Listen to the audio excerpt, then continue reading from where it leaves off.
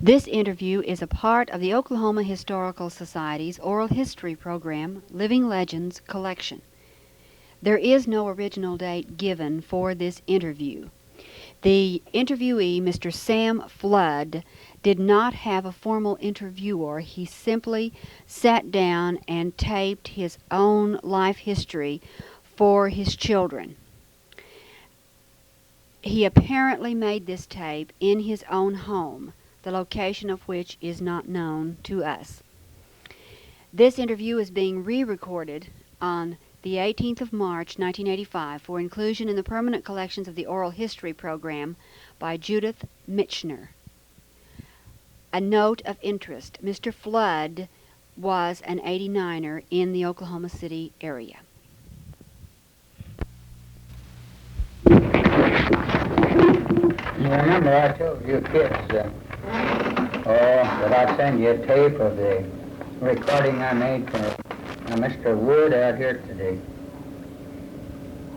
University, he said it was for the Living Legend Library for the 89ers. Anyway, I made this for him about, several years ago down at Tony Workman's office. And he was going to send me a copy, but he never did. I guess he forgot it. I'll try to make it now, and it may not be the same as his because I don't have the same minutes.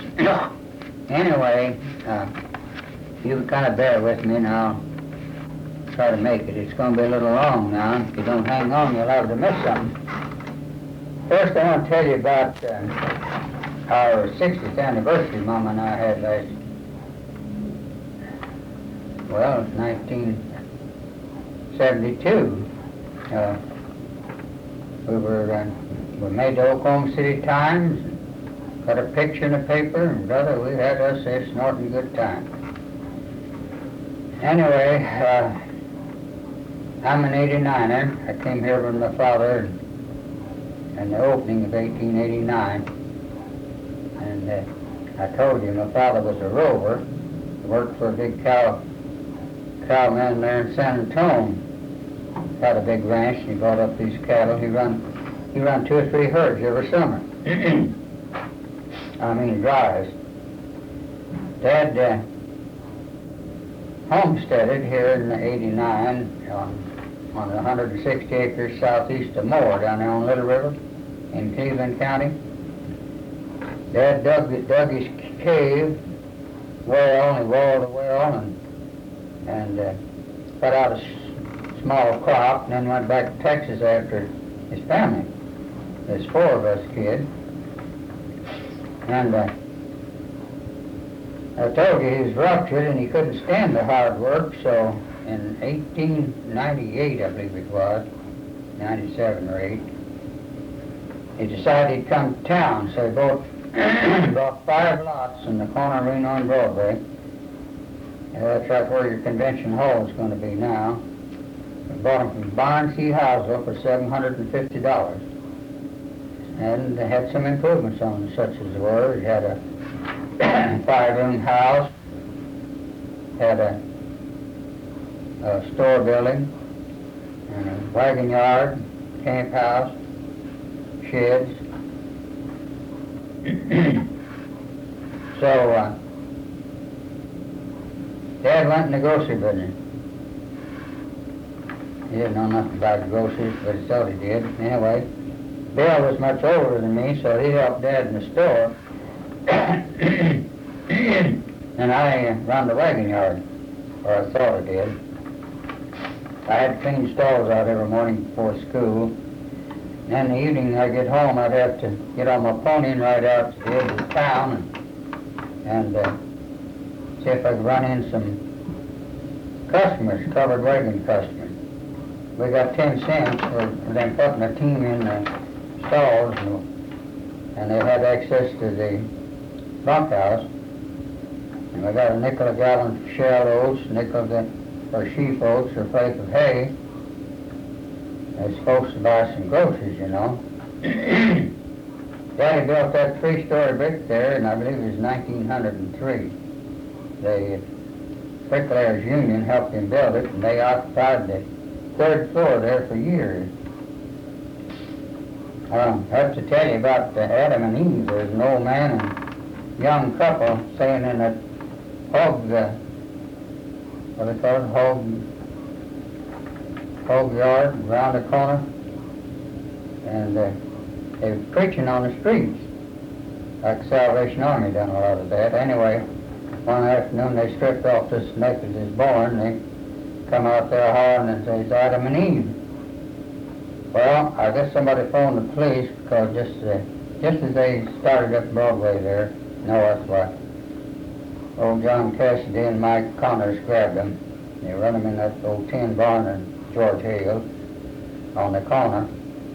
Pulled them back and picked them up, and they said they sent them back to Kansas City. That's where they're from. Yes, I have a picture here in my den of Teddy Roosevelt when he came through here. I believe that's 1902. Teddy was with the Rough Riders, you know. Yeah, I got that picture here in my den. He's on old man Dale's Black Stallion. Captain Hunter's in the picture. Sam Phillips in the picture. He was into everything. He was a little country kid from the town. And I remember when the Cherokee Strip opened. I believe that was 1893. And they had the drawing over here at El Reno on that opening. That was 1901. I remember I sold papers. I'd ride the boxcars over to El Reno. Sell the papers, the results of the drawing. I run a town herd here. I don't know what year it started, but Charlie Sadler, his father was a policeman. He had a pony, and so did I, so we just organized this town herd. Those days, if you didn't have a town herd, you sort of out of luck for milk. Unless you had some friend that had a cow, they didn't have milk for out saying, you know, peddler milk, or even sell it at the stores. We'd pick the cattle up in the morning, take them out to pasture anywhere we could get grass. It's usually out to shepherds or dittmers. And then we'd pick them up in the evening and take them home. But I remember one summer, the grass burnt pretty early, and old Charlie and I decided we'd take us a vacation. Dad had an old deliver wagon he gave us. We rigged us up some harness and let out. We made it over to Lawton, Fort Scott, and all around. We was gone over a month.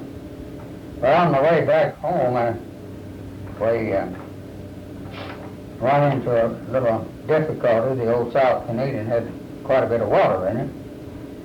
So we decided we was going to tackle it anyway, so we taken the nut off the bottom of the boat that goes through the double tree, put a wire in the top.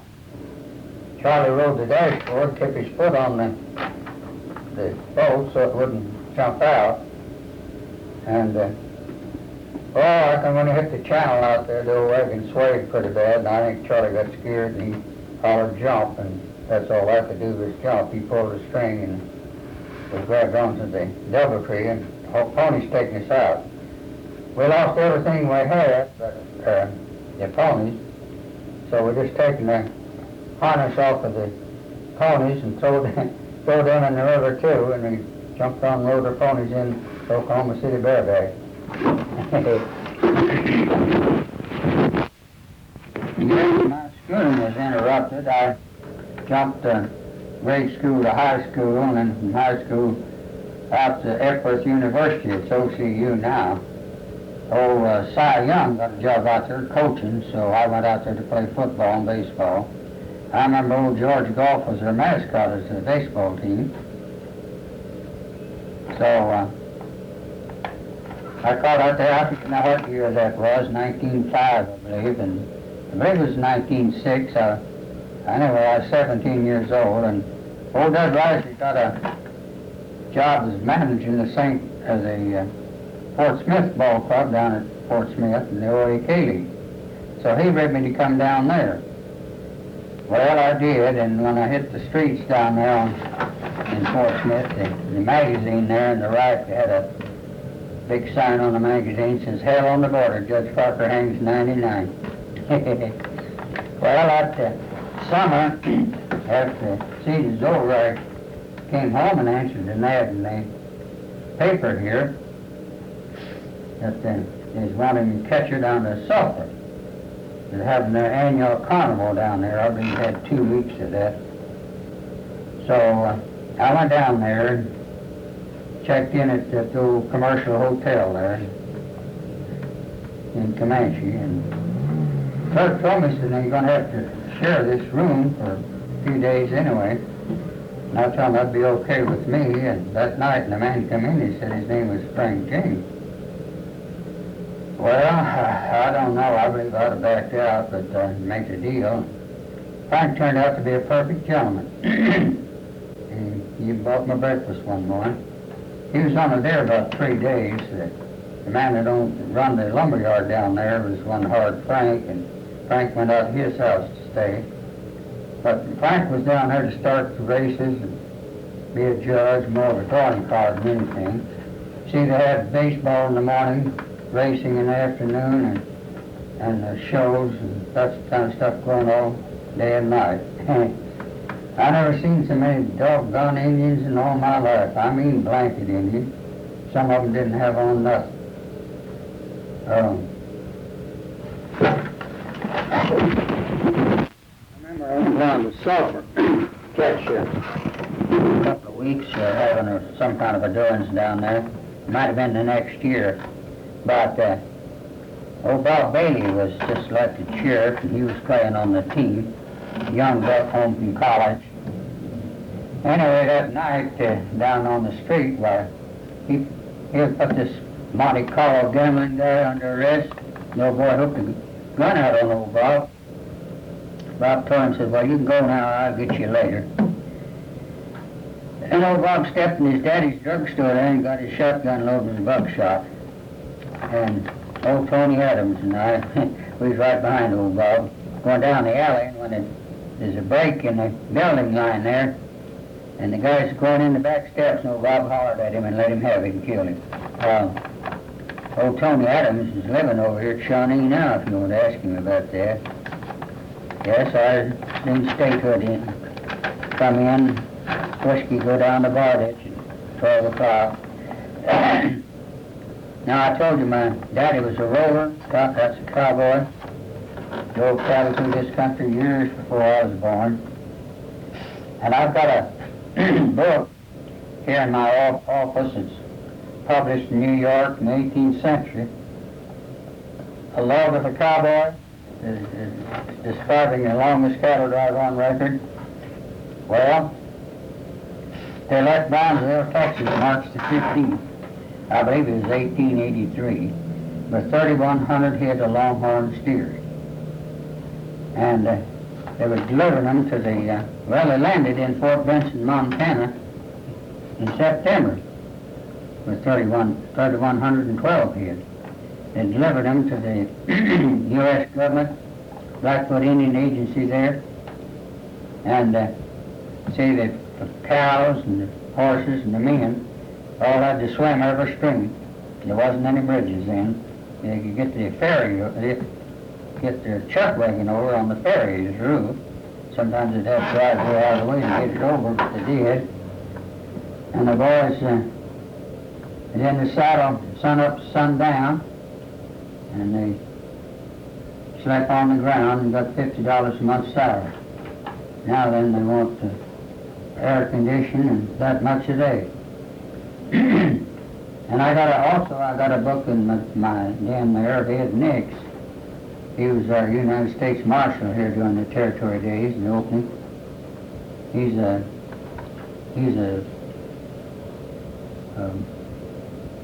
guess he's an uncle of Tom Nix. Anyway, old Charlie Collicrod and Bill Tillman, Sam Bartell, and all those guys, they worked for old Ed. Well, later on, I believe it's in 1930, but Ed was in the real estate business here then, and he decided he's going to make him a book, publish it himself. So he had 300 books made. Some outfit in New York made them for him. And there wasn't many of them sold. He gave them all away. And I got one of them. I was lucky to get one, I guess. But I got one here in my office. tells a story about all these outlaws, Al Jennings and all that stuff. It's very interesting. I've got a lot of more stuff than that in here. I've got a picture in my den here where they hung 4 men in a big old barn down in Ada, Oklahoma, to get the right one.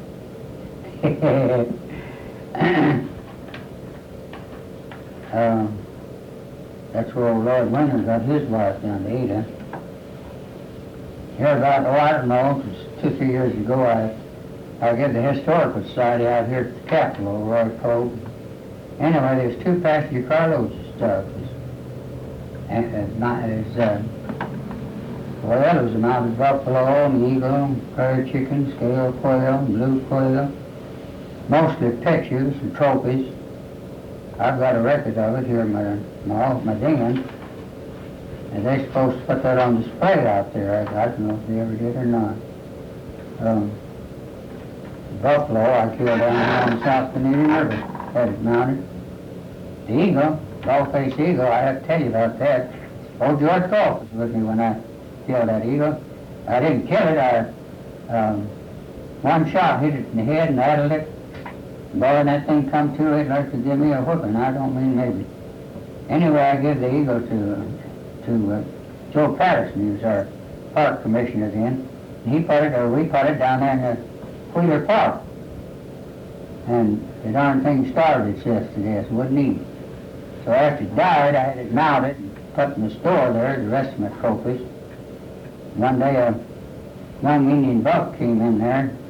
He wanted the feathers out of that eagle, and he kept running the price up for $50. He offered $50 just for the feathers. So I put my belt and give them to him, because I could have stuck turkey feathers in there, and you and I would know the difference, but you couldn't fool that Indian. Anyway,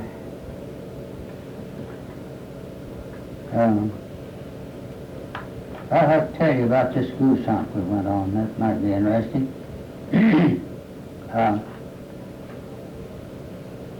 This old Clyde McCon, he's still living out there on Northwest 36.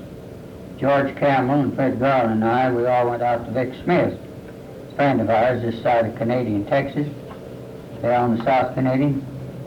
He's got a big spread. In fact, he's got 1,000 acres of wheat. We go out there goose hunting. Well, this particular time, I believe it was in 1930, when I had that big freeze, you know. Well, we got caught out there in the blizzard, so next morning we lit out. Well, it was 4 days of making it from Vic Smith's house to Bridgeport. And when they got to Bridgeport, they drugged the road from there on into Oklahoma City. Anyway, we had 48 dead geese tied on to these 2 coops, rather large decoys under the hurdle, you know. And 1912, I have to tell you about that. I had a big country trade, and they cut their wheat. They had to thrash it then, you know. And it's down, and it's kind of a rainy spell we had along up then, and they was afraid they'd lose their wheat. So with the help of the Oklahoman, I'd take a bunch of volunteers, and we'd go out pretty every afternoon, shop wheat for these farmers. That was during World War I, you remember. That's about all of this tape I've got. You'll have to excuse my throat there. It gets dry when I run out of juice, I guess. So long. The following material is from Living Legend tape number 616. Again, it is a tape of Mr. Flood narrating his own life history. There is no interviewer. Also, there is no original date given for when this tape was done.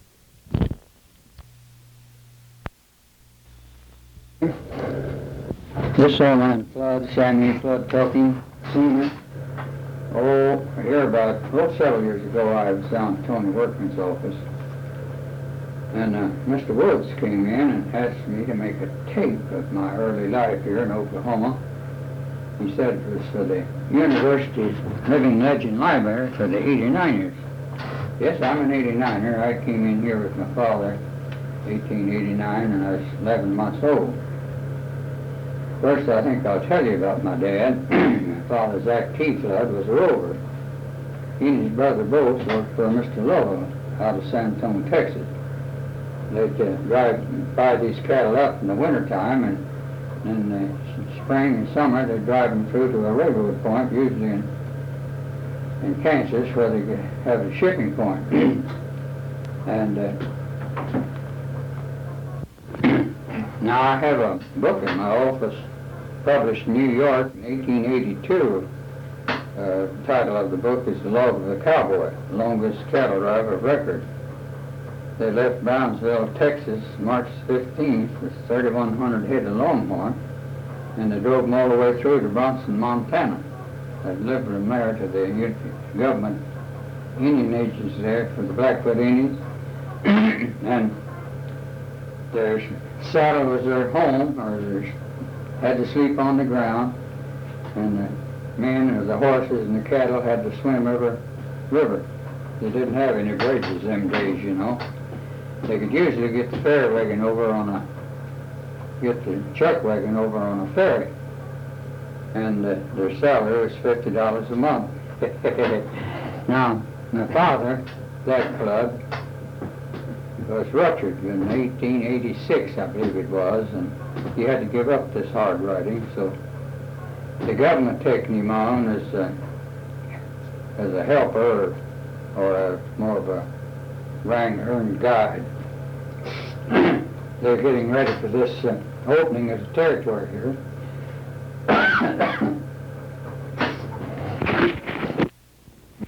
So I was born in Spanish Fort, Texas, right on the banks of the Red River.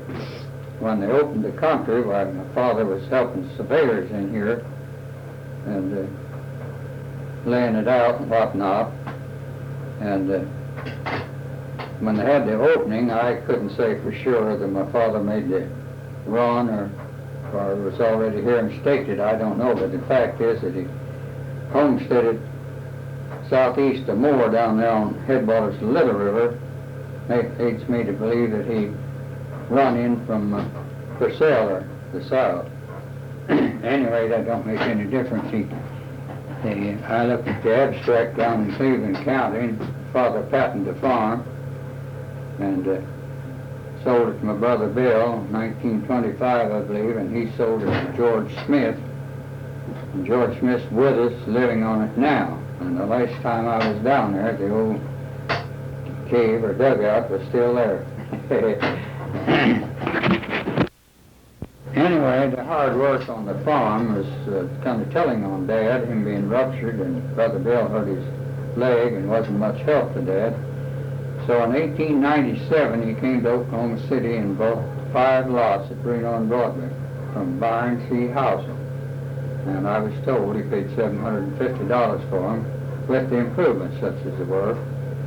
It had Mr. Housel was in the drugstore business, and so Dad opened up a little old grocery store there. Bill helped Father in the store, and it had a wagon yard on it. So my job was looking after the wagon yard. In other words, I had to clean the stalls out every morning. In the evening, I'd get on my pony and ride out the edge of the town looking for covered wagon customers. I'd steer them down there, and we got 10 cents for putting up overnight. That included the bunkhouse if they wanted to use it. We got, it had a pot-belly stove in it and bunks. We got 10 cents for overnight. We got a nickel for a gallon of shelled oats or a sheaf of oats or a flake of hay. Now they were supposed to buy some groceries.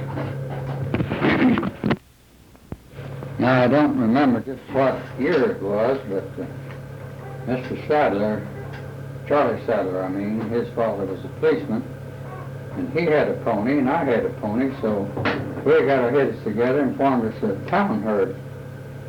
We pick these cattle up in the morning and take them out to pasture anywhere we could get grass and water. And then after school in the evening, we'd pick them up and deliver them to their home. I remember one summer there, the grass burnt early, and Dad had no delivery wagon there, so we decided we'd take us a vacation. we rigged us up some harness and put a double tree on it, and lit out for Lawton and Fort Scott over there. We thought that was wild country. It wasn't so wild. And we was gone, I guess over a month. We worked, you know. And on our way back home, I'll have to tell you this, the river was about half full of water, and the ferry wasn't working at the Caddo J crossing. So we came on down the river. I don't know where it was, but we crossed, but we decided we'd ford it. So we rigged us up a baling wire around the nut that went through the double tree, took the nut off on the bottom, so if the wagon did turn over, we could pull that nut and the horses take us on out. So Charlie rode the dashboard and had to hold in the baling wire, and I was driving the team.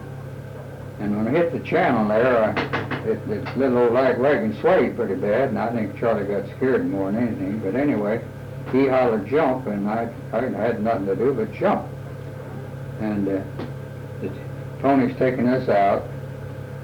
And we lost everything we had but our ponies. And so we just sewed the harness in the river and jumped on the ponies and rode them in town. And that's just like the kids now. I believe at that stage of life, though, I was about 14. Now, speaking of high water there, I've seen water at California and Western swim a horse. Old Kramer Park, north of the Rock Island Track along there, got underwater every spring. Said, get down that Rock Island Track and you couldn't get out. I got a picture here in my den of that, if you want to see it. Yes, I was just a little old country kid come to town. I was in everything. I sold papers during the growing over to El Reno. I'd get on a flat car and take my papers over there and sell them. Shine shoes, boots, and pick up coal, sold it, done anything. Now my father built that 3-story brick building there in 1900. And the marker was on scene before they tore it down. That's where the convention hall is now. I have to say the union, the bricklayers union occupied all of the 3rd floor. They helped Dad build it in a way. And I was here when I saw, I believe it was 1900 or 1901, an old couple staying in the Hog Creek wagon yard around the corner on Reno there. And they's preaching on the streets, especially in the evening. This afternoon, they just stripped off as naked as they was born and come out the street there hollering there's Adam and Eve.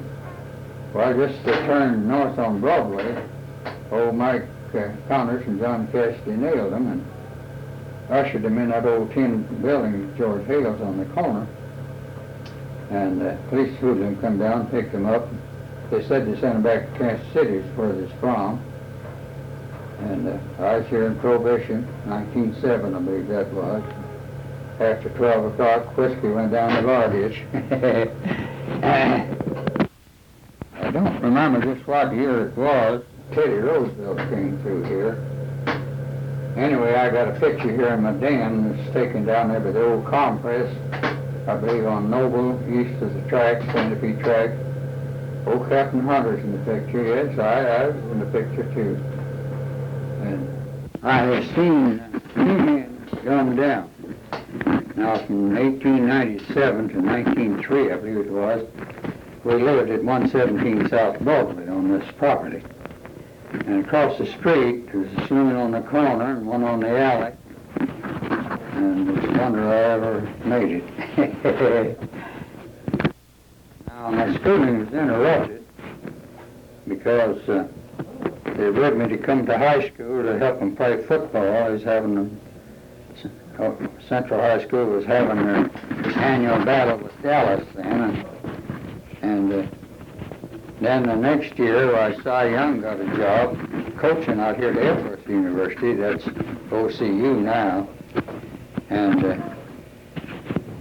old Cy wanted me to come out there and catch baseball for him, and I did.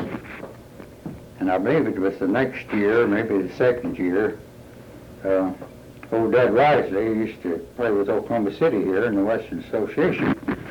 He got a job managing the Fort Smith Club in the OAK League. So he with me to come down to Fort Smith and be their assistant catcher. And I had to get my daddy's consent. I believe I was just 17 years old then. But I remember when I lived in Fort Smith downtown on the street in the newsstand, there was a magazine there with a big sign on it that says, Hell on the Border. Judge Parker hangs 99. So, I don't know, as the season ended that year or the next year, I was home and answered the ad as morning the catcher down in Comanche, Oklahoma. They're having a big annual carnival down there that lasts 2 weeks. So I went down there and taken the job, and they told me to check in at the old commercial hotel there.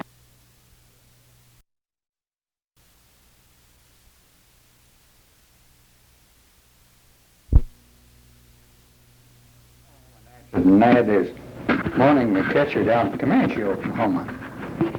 They're having a big annual carnival down there that lasts 2 weeks. So I went down there and taken the job, and they told me to check in at the old commercial hotel there. They was paying my roommates, you know. So the clerk told me, said, well, we're crowded, and you'll have to share this room. I told him that was okay. Now, Billy Simpson and Eugene Middlebrook, the pair of pitchers is already there, they had them a room. There's only about 6 rental rooms in this little old frame hotel, commercial hotel, the only one there in Comanche. So that evening when this man came in, he introduced himself to me as Frank James.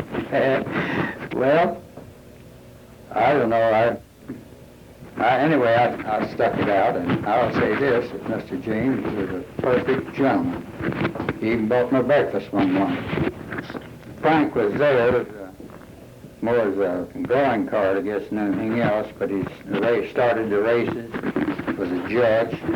They had baseball in the morning, and racing in the afternoon, and night they had knockdown dragouts, carnival they called it. And I never seen so many darn Indians in my life. I mean, a lot of them, the majority of them are just blanket Indians. And that carnival lasted 2 weeks.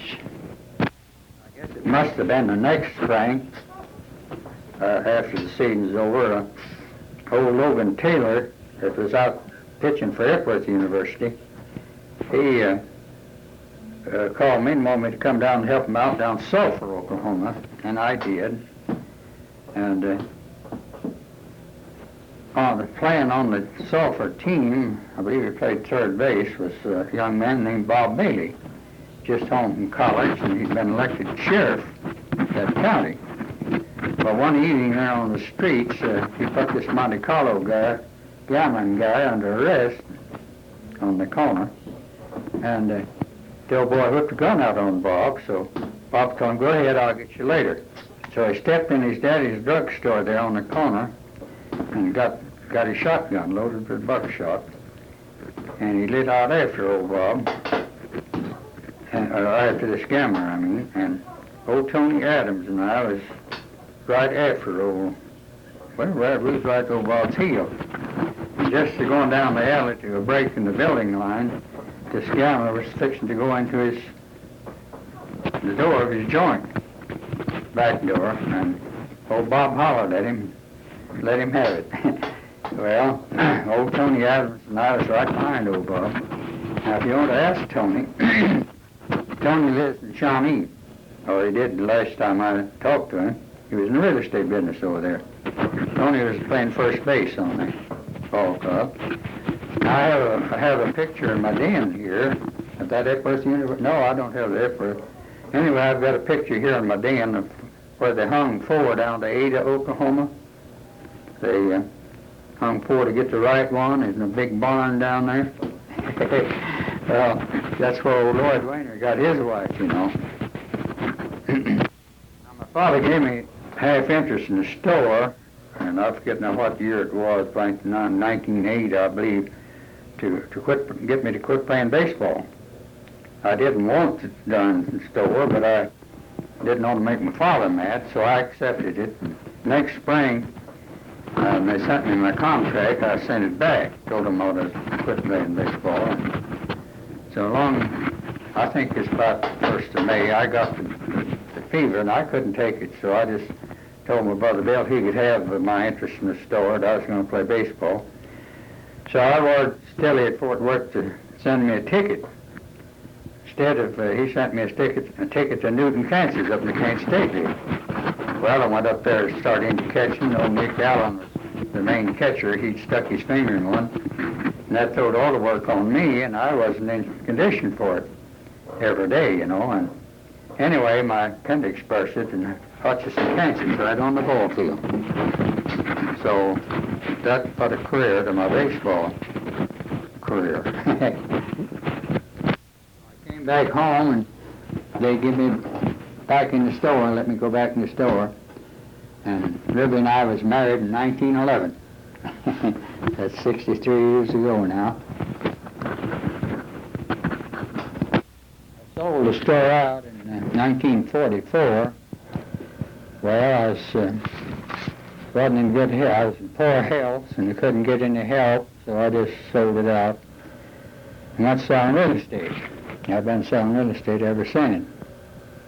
I've also got a book here in my den of Ed Nix, you know. Ed was our United States Marshal here in the Territory days. He's over the whole state. Now, Ed is Tom Nix's uncle. And old Charlie Colcord, Bill Tillman, and old John Hubatke, and Sam Bartell, and all those old boys worked for Ed Nix. If you'd like to see this book, I'd be glad to show it to you. At the time Mr. Nix had this published, he was selling real estate. And I guess that's how I come by it, was because he only had about 200 or 300 books made, and he gave them all to his friend. I've got one, and I know Mr. Roy Hoffman's son down at First National Bank, he's got one of them. Tony Workman's got one. Now, I don't remember what year it was. It was about 8 years ago, I guess. I had the flu. I don't think I'd have done it if I'd been in the right mind. But the Historical Society out here, I told Miss Bain, that's who it was, that they could have anything they wanted that I had. So here they come. And they were pulled in 2 cars. And I think they just like to clean me out. They taken, well, I told them they could have it. I had a buffalo head mounted up here that I killed down on South Canadian River. I killed that down on old Frank Kavanik's ranch, and I think old Frank's still living down there. And that bald-faced eagle I gave him, old George Goff was with me when I killed that, down on the South Canadian River, somewhere about Cattle Jake Crossing. Well, it was fire chicken and blue quail, scale quail, I don't know what all. They had that stuff mounted, but never seen the other stuff. They said they was going to make a booth with all that stuff together, but anyway, I've never seen it out there yet. There was mostly pictures. All them old baseball pictures I had, they've got them. And goose hunting and stuff like that. Epworth University, baseball club. Gosh, that was a village. A lot of them old boys in that old Red Phillips, and that used to be our governor, you know, and a old out on the street. Yeah, the Salvation Army Advisory Board, and they got that. Oh, they just got a whole lot of them. But I still got a lot of them left. I got an antelope here I killed up on my ranch I bought out in Roger Mills County. I didn't tell them I killed that out there. They took it, I guess. I've also got a book here in my den. Title of it's Before Bob War. It tells about Teddy Roosevelt when he went in the ranching business out in Montana. And it was 1886 when they had that awful freeze. And old Teddy come back out from New York that spring, behind everything froze to death. He just walked off and gave it to the boys and went back to New York. Just before he got run for governor, you know. I've also, well, I'll tell you about our 60th anniversary. Ruby and I had a big blowout, and boy from the Oklahoma Times come out and made a picture. Next evening it was in the paper. Ruby's holding this mountain lion, you know, and the write-up says I killed that down on my father's homestead. Well, now, I don't remember that, saying that, but I did kill that lion. I killed 3 mountain lions in my day. I'll have to tell you about this goose hunt we made. I believe it was 1930 when we had that awful drifty snow and freeze. Well, old George Campbell, Fred Gower, and Clyde McQuan and I went out to Canadian Texas on the goose hunt. Old Vic Smith lives about 16 miles this side of Canadian. An old boy we hunted with out in New Mexico quite a bit with, and we went out to his ranch. He's got a big spread there, I think 1,000 acres of wheat. We stayed at his house and hunted geese. Well, about the second day we came in that night, Mrs. Smith was all excited. She said there was, over the radio, there was a big blizzard coming. And while she was fixing our dinner, why, we fixed our coops, had to put the live decoys in there back in, and it had 48 dead geese now. We had to tie them on the outside of the car. So after dinner we lit out we made it into Clinton that night, or morning, about 2 o'clock. Next morning we got up, there was 3 or 4 foot of snow on the road. So we lit out and made it into Weatherford that night. And the next morning there was 2 or 3 other cars wanting to go with us. I remember one of these old boys was this fellow Schaefer, this oil man. He had a big Buick car, and he was a helper. He was a good scout. Anyway, we went as far as the Washita River to get through those snow drifts. And we hit that Bridgeport road going north, where it was open all the way into Bridgeport, and we got there, they drug 66 highway, so we made it all in that night. Now, old Clyde McQuan lives right out here on about 1600 block on 36. If you'd like to ask him about it, all the other boys who did. In World War I, the farmers couldn't get any help hardly at all. The wheat's down, you know, and it's raining, and they was afraid they'd lose it, so the Oklahoman was running ahead for free shoppers, volunteered. Since I had a country trade, I would take a load out 1 or 2 trips a week to help shock wheat and get it up to the ground again. That's about all I got to say. I'm sorry that I've taken up so much of your time here. This thing's longer than I thought it would be. My throat, when I talk a little bit, gets kind of dry, and I apologize for it too. And this is old man Flood saying so long again for all of you, and God bless you. Now, I got a lot of pictures left here in my den, old-time pictures. And, I got a few baseball pictures left too, if you'd like to see them any time. Got some other books there. I've got several books you might want to see. So long.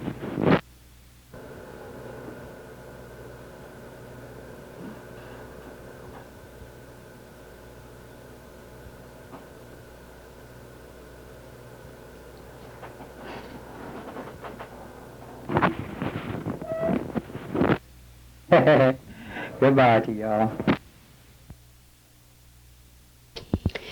The following material is from Living Legend tape number 394.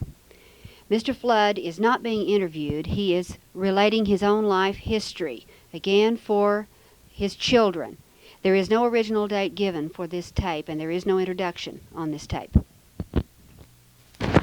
I have the minutes Mr. Woods made here, and I try to get something similar to what what it was. May not be the same, but my father was a rover, what's called a rover. He drove cattle through this territory, the railroad point in Kansas mainly, years before I was born. I was 1 year old when I came to this country. My dad was ruptured and poor as Job, and kind of money and time. We had to live in the cave that first winter. I remember Mother said it had a brush arbor on there. It's kind of a brush lean on that she cooked under outside in an open fire, and we lived, of course, slept in the cave. We had a coal oil lantern, coal oil lamp to keep us warm down there. Brother Dale, though he's 5 or 6 years older than I was, so he was Dad's helper, and he got crippled, and anyway, the hard work on the farm, since Dad was ruptured, he had to give it up, so he came to Oklahoma City in 1897, and he bought 5 lots at the corner of Ringo and Broadway from Byron C. Heisel for $750, and it had some improvements on it, such as the were, had a small store and a wagon yard in the back and a little old house on it. Well, Dad went to the grocery business. Bill was Dad's helper in the store, and I had to, I thought I run the yard, wagon yard. I had to clean the stalls out every morning, and in the evenings I had to jump on my pony and ride out the edge of town and look for covered wagon customers. We got 10 cents for overnight. That included the stalls for the team and access to the bunkhouse if they wanted. Had a cook stove in there. We got a nickel for a gallon of shelled oats, and we got 5 cents for sheep oats for a flake of hay. Now Ed Barber, a friend of mine, and Charlie Sadler, they had ponies, so we organized it to what they call a town herd.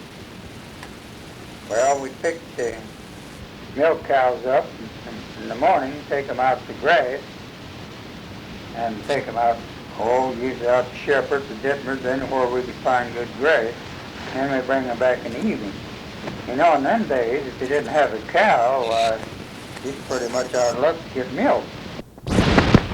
We run that town herd several years. I remember one summer there, the grass burnt early.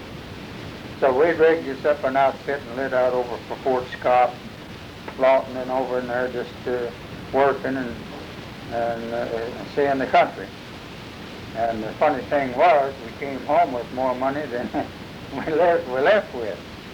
But on the way back, when we hit the old South Canadian, I think it's down there about Caddo J Crossing where we hit it, and it was bank full of water. Well, you know, those kids didn't have any better sense than the buses. So we got over it. But the Lord had to be with us. But we lost everything we had, lost our wagon and all of our junk. Okay, we got the ponies out, and we saved our money, and that's just about it. Now, speaking of high water, we had a lot more high water here in the spring in them days than we do now. I've seen water right down here at Reno and Western. It's a swim a horse. I've seen, I've pushed a raft all over from Rock Island Track north up to 4th Street, along there about Chartel and Lee Street. Kramer Park used to be along there on the Rock Island Track, you know. It got underwater for every spring. Teddy Roosevelt came to town here. I forget now what the year it was. I've got a picture here in my den of it. He rode on Mandela's Black Stallion, and Captain Hunter was the head of the National Guard. He's in the picture, and of course old Sam Flood's in it. I was into everything. I saw 3 men killed, 2 of them shot. I was down south when old Bob Bailey shot that Gammer down there, Monte Carlo guy. A picture in my den here where they hanged 4 men. They're trying to get one that done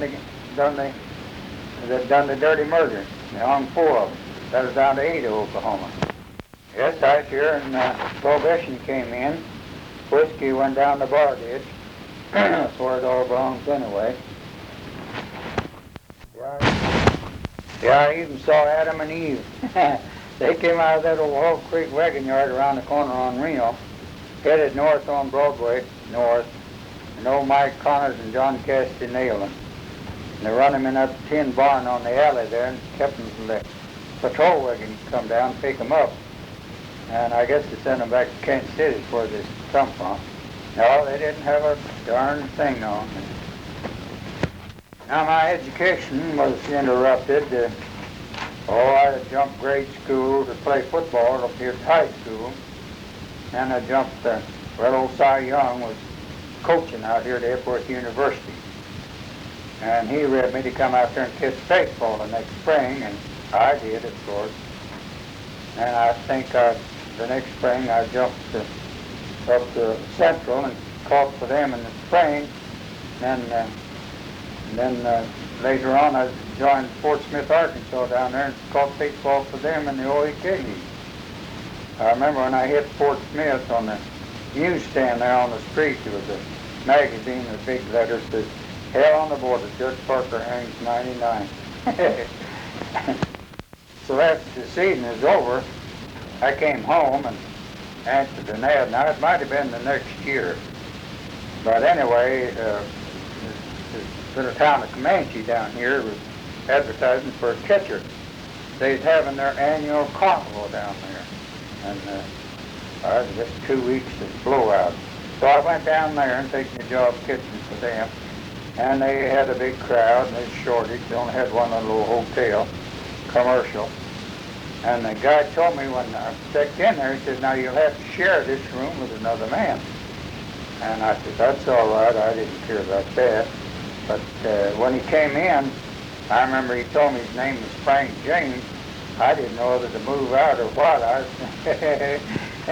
Anyway, old Frank turned out to be a nice man as you ever would want to meet. He even bought my breakfast one morning. Now, Frank was down there to start the races for him and be a judge of some kind.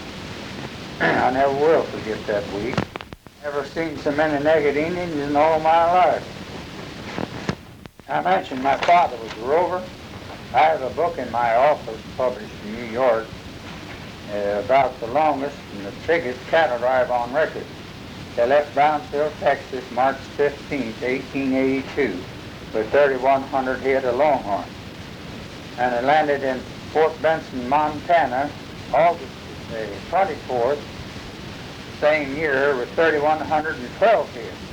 Now, they delivered these cattle to the U.S. government Blackfoot Indian Agency there. Now, the cows and the men both had to swim every spring. There wasn't any bridges. Men had to sleep on the ground, and they got $25 a month salary. Now they want $25 a day. About 2 years ago, I gave the Historical Society out here at the Capitol 2 passenger car loads of junk, mostly relics, pictures, mounted stuff. I had a mounted buffalo head and mounted bald-faced eagle, prairie chicken, blue quail, scale quail, and whatnot. Stuff that's killed in Oklahoma that's all I wanted. I sold a store there at Reno on Broadway in 1944. Been trying to sell real estate ever since, mostly farm. Yes, I'm an 89er. By the name of Woods out here at Oklahoma City College. Asked me to make a tape recording, something similar to this. I've lost part of the minutes, but it's just for their Living Legion library out there in the early days. Now, the young man promised to send me a copy of this, but I guess he forgot it. And I found out my son has one of these tape recording machines, so I decided to make one of my own. I'd like to see what it sounds like. You know, my father, Zachariah T. Flood, homesteaded here in 1889 and down Lemoore in Cleveland County. I was just 1 year old at the time, but I was here just the same. Now, my father, Zach T. Flood, was what they called a rover. He drove cattle through this country up Boy drove cattle through the Indian Territory before I was born, from Texas, usually up to a railroad point in Kansas. Now, he filed on this farm because he was rubshing and riding and thought he'd make a farmer out of himself. It was on account of money and time, too. We had to live in a cave that first winter. We had a lean-on brush arbor to it. Mother cooked under that, and we, of course, slept in the cave. We had a coal oil lantern and a coal oil lamp to keep us light and heat. Now, my brother Bill got crippled. He was older than I was, and he got crippled, and the work on the farm was telling on Dad, so he came to town in 1897. He bought the corner, Reno on Broadway, from Barn C. House for 5 lots for $750. With the improvements, such as they were, had a small store building on it, wagon yard in the back. So Dad went in the grocery business, and Brother Bill helped Father in the store, and I run the wagon yard, or I thought I'd run it. I had to clean the stalls out every morning, and then in the evenings I'd get on my pony and ride out to the edge of town looking for covered wagon customers for the wagon yard. 10 cents for overnight. That includes stalls for the team, and they could have access to the bunkhouse if they wanted to. It had a cook stove in it. And then we got 5 cents for a gallon of shelled oats. We got 5 cents for a sheaf of oats or a flake of hay. Now my father built that 3-story brick building on the corner, Reno on Broadway, where the city convention hall is now, they're building. In 1903, and the union labor occupied all of the top floor. Speaking of ponies, Charlie Sadler and Ed Barber, a couple of boyfriends of mine, they all had ponies, so we organized this town herd, and we run that for several summers. We'd pick up the cattle, you know, the milk cows. In those days, if you didn't have a milk cow, brother, you was in bad shape. So we'd pick the cows up and take them out to pasture, anywhere we'd get grass. Usually out here to Shepherd, to Ditmer's, and then we bring them back in the evening. I remember one summer the grass got burnt pretty early, so we rigged this up an outfit and went over to Fort Scott, Lawton, over in that country. We worked some and stayed the rest of that summer. And we came back with more money than we made. But when we hit the old South Canadian, it was full of water. And, well, we didn't have any more sense than to bust it. We got over, but I don't see how we ever made it. We lost everything we had but the wagon and the ponies. Well, we got back with our money. We had that tied on it. We couldn't lose that. Speaking of high water, we had more high water here in them days than we have now. I've seen water right down here, Reno on Western, water to swim a horse. And I've seen water, I paddled a raft all over from the Rock Island track up to 4th Street, out there about Lee and Chartel. Kramer Park used to be along there on the Rock Island track, you know, on the north side, and it used to get underwater. Now I have a picture in my den of Teddy Roosevelt when he came through here. I forget what year it was, but Teddy, old Captain Hunter with the National Guard here, he's in the picture, and so is old Sam Flood. He was into everything. Teddy Roosevelt rode Mr. Dale's Black Stallion, I remember. Yes, I've seen 3 men killed, 2 of them shot. I saw Sheriff Bob Bailey kill that Monte Carlo gambler down Sulphur when I was down there. playing ball. And I was here when the prohibition came in. Whiskey went down the bar ditch after midnight. That's where it should be in the first place. Yes, I saw Adam and Eve. They came out of that Hog Creek wagon yard around on Reno, and just hit Broadway, turned up north there. Old Mike Connors and John Cassidy nailed them. And they run them up to alley and put them in that tin building up there, Hale's Mule Barn, until they get hoodlum wagon down there, pick them up. I guess they sent them back to Kansas City. They said that's where they're from.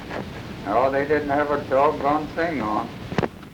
Now, my education was interrupted. I jumped from grade school to play football up at high school. And then old Cy Young got a job coaching out here at Epworth University. That's old CU now. And old Cy read me to come out there the next spring to catch baseball, which I did. And the next year I played some with Central. Then I jumped and went there and went down to Fort Smith, Arkansas to catch baseball in the OAK League. I remember when I hit town, Fort Smith, they passed a magazine there on the street, and big headline says, "Hell on the Border, Judge Parker hangs 99. After the season over, it might have been the next season. Anyway, I answered an ad in the paper here. There's wanting a catcher down at Comanche, Oklahoma. So I went down there, went to work for them catching. And they was having their annual carnival, big blowout, lasted 2 weeks, I believe. Anyway, the man at the hotel, a little old frame commercial hotel, that's the name of it, he told me I'd have to share my room. Well, I didn't think nothing about that.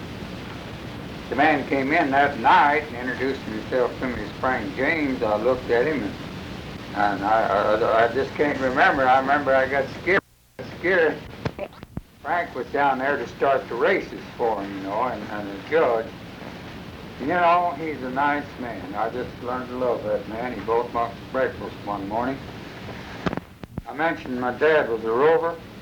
I have a book in my office. It's published in New York. The title of it's A Log of the Cowboy, describing the longest and biggest cattle drive on record. They left, now Jim Flood was the foreman of this drive. They left Brownsville, Texas in March 15th, I believe it was, with 3,100 head of Texas Longhorn cattle. And they landed in Fort Benson, Montana, March 25th. That was 1882. Now, the cattle had to swim every stream, and the cowboys did too, for that matter, and they had to sleep on the ground. They only got $25 a month. The cattle was delivered to the U.S. government Blackfoot Indian Agency there in Montana. That's about 2 years ago. I get the Historical Society out here at the Capitol. Two passengers, carloads of There is no sign-off for this material on this tape. It simply stops in the middle of Mr. Flood's story about the cattle drive, and another recording of a reception, a public meeting, begins in the middle of this interview.